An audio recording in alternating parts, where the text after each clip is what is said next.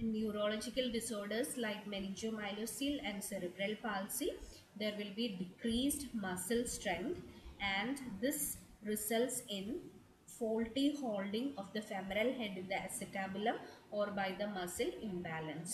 So ഈ muscle strength week ആയതുകൊണ്ട് തന്നെ ഫെമറൽ ഹെഡിനെ അതിന് പ്രോപ്പർ പൊസിഷനിൽ മെയിൻറ്റെയിൻ ചെയ്യാനായിട്ടുള്ള കഴിവ് മസിൽസിനും ലിഗമെൻറ്റിനും ഉണ്ടാവില്ല. അത് കാരണം ഇത് സ്ലിപ്പ് ഔട്ട് ആവാം. സോ കോസസ് നമുക്ക് ഒന്നുകൂടെ കാണാം. Hereditary, female to male ratio is 4:1. ഇതിന്റെ കാരണം female child would be responding more to the increased maternal hormone towards the end of the pregnancy, which may lead to laxity of the ligaments. Unilateral ആണ് majority cases. അതിൽ തന്നെ left leg ആയിരിക്കും affected because the fetus would be lying on the left side of the mother's womb and the maternal lumbar spine may exert pressure on the upper leg of the left leg of the fetus, which can result in a dysplasia. Breech posture കിടക്കുന്ന കുട്ടികൾക്ക് സ്കൂളിൽ സാധ്യത because in this position there are high chances for the femoral head to be slipped out of the acetabulum. കുടുംബത്തിൽ ജനിക്കുന്ന ആദ്യത്തെ കുട്ടിക്കായിരിക്കും കൂടുതൽ chance. It is associated with few geographic and cultural variations like northern Italy and southern France. It is more prevalent in those cultures where the infants are swaddled with legs together in abduction, especially European cultures. It is also found associated with neurological disorders like meningomyelocele and cerebral palsy, where the muscle strength is extremely weak. Now coming to the assessment of hip dysplasia. So the assessment we have different techniques, and the assessment is carried out on every neonate after birth and at each visit during the first year of life. So നമ്മൾ പറഞ്ഞു ചില കുട്ടികൾക്ക് ജനിക്കുമ്പോൾ തന്നെ ഇതുണ്ടാവാം. അപ്പോൾ during the early neonatal examination നമ്മൾ hip dysplasia ഉണ്ടോ എന്ന് നോക്കും. അത് മാത്രമല്ല ചില കുട്ടികൾക്ക് ലേറ്റർ ഡ്യൂറിങ് ദ ലൈഫിലായിരിക്കും ഇത് ഡെവലപ്പ് ചെയ്യുക. സോ ഓരോ കുട്ടി ഓരോ പ്രാവശ്യം ഇമ്മ്യൂണൈസേഷൻ അല്ലെങ്കിൽ ഒ പി ഡിയിലെ ക്ലിനിക്കിൽ വരുമ്പോൾ നമ്മൾ വീണ്ടും വീണ്ടും ഈ ഒരു കണ്ടീഷൻ ഉണ്ടോ എന്ന് എൻഷുർ ചെയ്യണം. The infant should be relaxed during examination in order to get a fine result, and the examination includes different techniques. So we'll see one by one. The first is the infant is held in upright position. The nurse faces the infant's buttocks. Examine the lower extremities for asymmetric skin falls on the medial aspect of the thigh and the gluteal area. So ഈ ഒരു പടത്തിൽ കാണുന്നത് പോലെ തന്നെ കുട്ടീനെ upright പൊസിഷനിൽ നമ്മൾ എടുത്തു പിടിക്കും. നമ്മൾ കുട്ടിയുടെ ബാക്കിലായിരിക്കണം നിൽക്കുക, അതായത് കുട്ടിയുടെ ബേർടെക്സ് ആയിരിക്കണം നേഴ്സിൻ്റെ നേരെ ഫോക്കസ് ചെയ്യുക. ഇനി നമ്മൾ നോക്കേണ്ട കാര്യം കുട്ടിയുടെ തൊടയുടെ ഭാഗത്ത് അസമെട്രിക് സ്കിൻ ഫോൾസ് ഉണ്ടോ. സോ രണ്ട് ലെഗിൻ്റെയും സ്കിൻ ഫോൾസ് ഈ ഒരു പോർഷനിൽ ഈക്വൽ ആണോ അതോ അസമെട്രിക് ആണോ, ഇതാണ് ഈ ഒരു എക്സാമിനേഷനിൽ നമ്മൾ ചെക്ക് ചെയ്യേണ്ട കാര്യം. Usually if there is a congenital hip dysplasia, extra or deeper skin folds are found on one side, and it says that one femur is telescoped proximally. So hip dysplasia ഉണ്ട്. ഒരു femur മറ്റേ ഫെമറിനെക്കാളും കുറച്ചുകൂടെ highly അല്ലെങ്കിൽ കുറച്ചുകൂടെ ഉയരത്തിലാണ് position ചെയ്തിരിക്കുന്നതെങ്കിൽ കുട്ടിയുടെ കാലിൽ deeper or extra skin folds കാണാൻ പറ്റും. So this is the impression.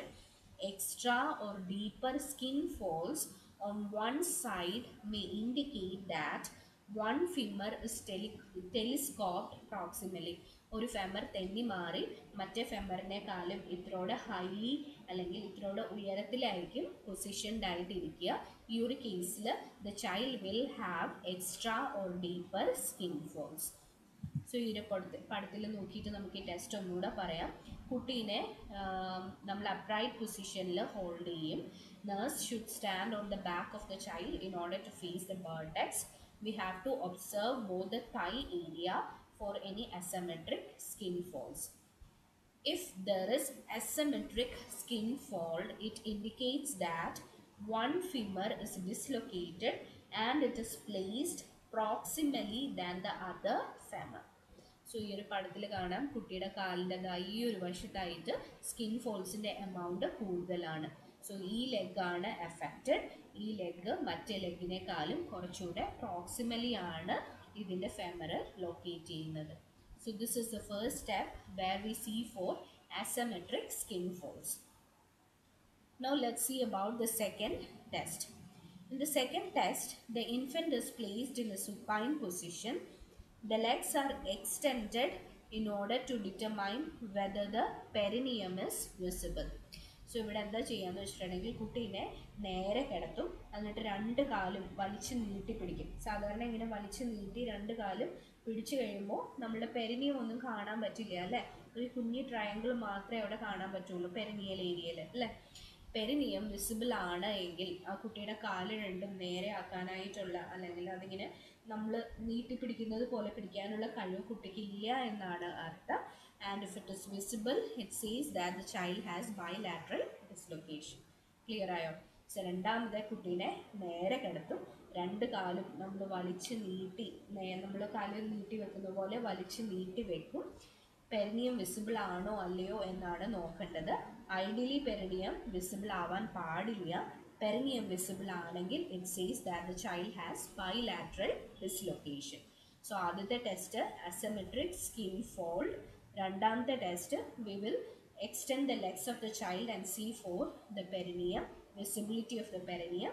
If the perineum is visible, it says that the child has bilateral dislocation. ഇനി മൂന്നാമത്തെ ടെസ്റ്റ് ആണ്, കുട്ടീനെ സുപ്പൈൻ പൊസിഷനിൽ നമ്മൾ കിടത്തിയിരിക്കുക അല്ലേ, അങ്ങനെ തന്നെ കിടത്തിയിട്ട് ടൈസിനെ നമ്മൾ ഫ്ലെക്സ് ചെയ്യും and it is abducted as much as possible.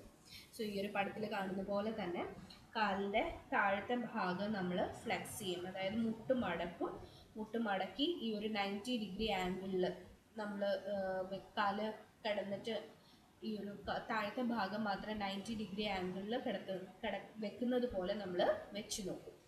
So the thighs are flexed and abducted as much as possible. The thighs normally should abduct to almost 90 degree. നമ്മളൊക്കെ ഇങ്ങനെ കിടന്നു കഴിയുമ്പോൾ നമ്മളുടെ കാല് കറക്റ്റായിട്ട് 90 ഡിഗ്രിയിലായിരിക്കും നിൽക്കുക അല്ലേ, റൈറ്റ് ആംഗിളിലായിരിക്കും നിൽക്കുക. ഇനിയിപ്പോൾ 90 degree ആംഗിളിലല്ല, if it is less than 60 to 70 degree, we can say that there is an abnormality. അത് മാത്രമല്ല രണ്ട് നീസിൻ്റെയും പൊസിഷനും നമ്മൾ നോക്കണം. ഈ ഒരു പടത്തിൽ നോക്കിയിട്ടുണ്ടെങ്കിൽ ഒരു നീ is higher than the other നീ. സോ അങ്ങനെ ഉണ്ടെങ്കിൽ then we can say that the child has a dislocation and this sign is known as Ali's sign or Galease's sign. Okay, so clear ആയോ? മൂന്നാമത്തെ ടെസ്റ്റിൽ നമ്മൾ ചെയ്യുക, സുപ്പൈൻ പൊസിഷനിൽ കുട്ടിയെ കിടത്തിയ ശേഷം കുട്ടിയുടെ ടൈസ് നമ്മൾ ഫ്ലെക്സ് ചെയ്യും, എന്നിട്ട് അബ്ഡക്റ്റ് ചെയ്യും and it should be ideally at 90 degree.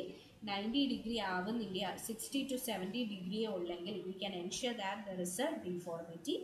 Then we have to observe for the height of the knees. രണ്ട് നീസിൻ്റെയും ഹൈറ്റ് നോക്കും. If one knee is lower than the other knee, we can say that there is a dislocation and this sign is known as Ali's sign or Galease's sign. Okay, so നമ്മൾ 3 test കണ്ടു.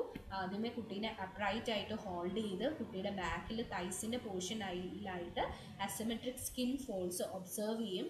Asymmetric skin fold ഉണ്ടെങ്കിൽ ഒരു femur മറ്റേ ഫിമറിനേക്കാളും പ്രോക്സിമലി ആണ് locate ചെയ്യുന്നതെന്ന് പറയാം.